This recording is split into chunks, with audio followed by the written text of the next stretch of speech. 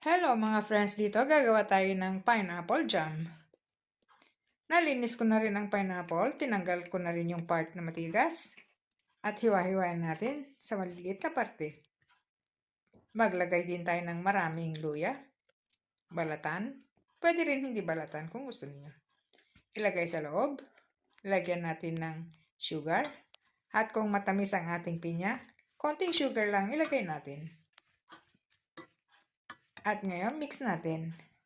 Hayaan natin ma-marinate at least 30 minutes or kung mas matagal, mas masarap. After that, gilingin natin. Gawin natin cream.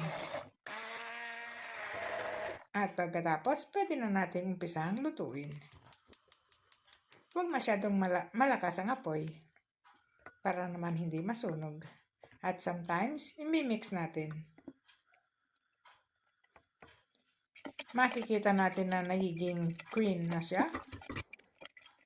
At sa bandang huli, pagka talagang luto na, nag-iiba ang kulay niya.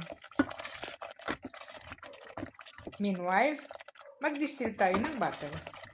At doon natin ilalagay ang ating marmalade. After that, ngayon, ready na siya. Ilagay na natin sa butter.